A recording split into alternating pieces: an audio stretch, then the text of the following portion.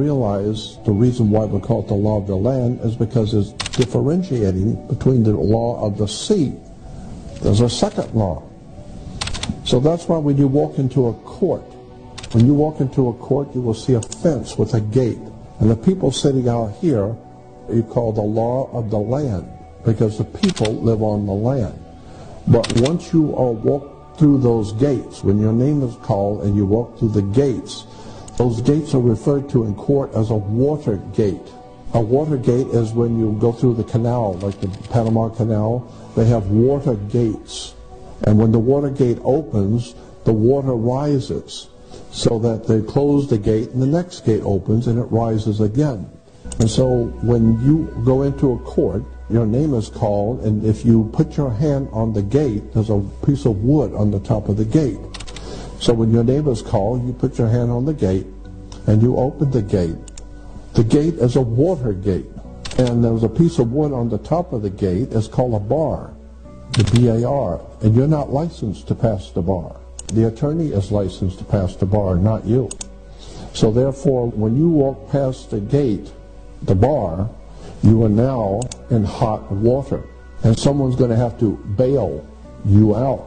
And so that's why all commerce and all life has to do with maritime admiralty, or the law of water.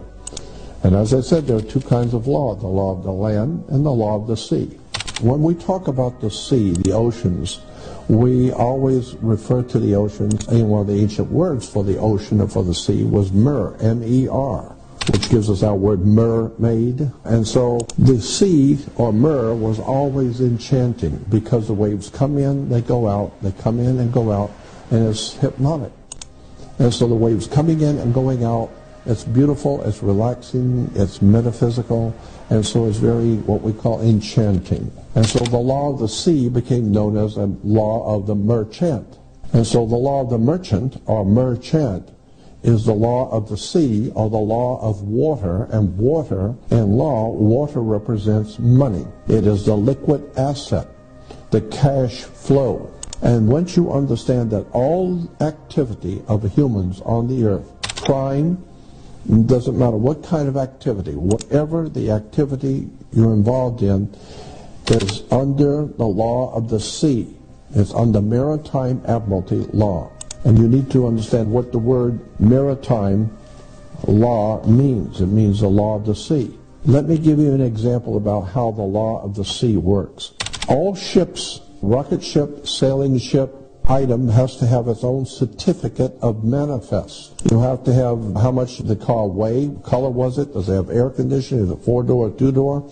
So it has to have its own certificate of manifest. Why? Because it came in on a ship, and she delivered the product on the water, on the high seas. So this is why when you were born, your mother's water broke, and you came out as a maritime admiralty product, because you came out of water. Therefore, you have to have a birth certificate, a certificate of manifest from the ship who sits in the harbor in her birth. So you have to have a birth certificate. Why? And who has jurisdiction over the birth certificate is the dock, because that's where the ship is sitting. It's sitting at the dock. So the dock has to sign your birth certificate.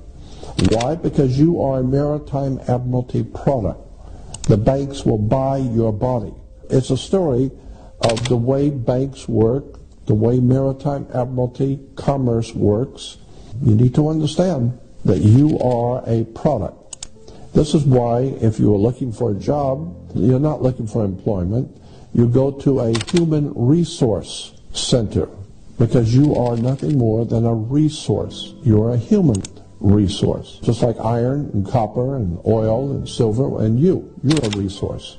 When you drive through downtown Los Angeles, you will see gang graffiti on the walls. Most people driving by and seeing gang graffiti just shake their head, because it's just incredible the way that young people destroy property by spray painting graffiti on walls. But young people who understand that graffiti is a symbol, it means something. And if you don't understand the symbolism, you need to stay out of that neighborhood. So the same thing is happening all around the world. If you understand the flags and the symbols on flags, or the coats of arms, or the heraldry, or the corporate logos that companies and corporations use, these are all symbols and words and terms that are being used. Unless and until you understand that the whole world is a business. The entire earth is a business. Now, the only way that people are going to learn anything is by fellow communication. People communicating with other people, learning from other people, and passing that knowledge on. That's the way the human race educates itself. That's the way we have grown. That's why people like myself are referred to as researchers. The word is R-E, researchers. Why? It's because I'm not doing anything new. Myself and others like me who are referred to as writers, authors, and researchers are merely researching, meaning other people have done the searching, other people have dug out the facts, and many centuries ago, maybe many thousands of years ago. And so this is what happens in a court. If you're going to make a decision in a court, you have to do some research. Go back into the records and see what the courts before you have said. See what the judges have said 30 years ago about this particular subject. So what you're doing is you're researching. Do it again. And so today, the way young people need to understand is that there's knowledge out there that you haven't been given, and you need to research that knowledge. And the way it's done is very simply, you don't confront authority. Just go to the library, and especially today with the technology that exists on the web. All you have to do is go on the web and start researching words and terms and symbols and how government works. Where do religions come from? Where do the religious ideas that we espouse and the things that we talk about in Christianity and Judaism and Islam, where do these ideas even come from? How did these great religious movements get started? And where does the money come from? It's very interesting when you start looking at the oil companies.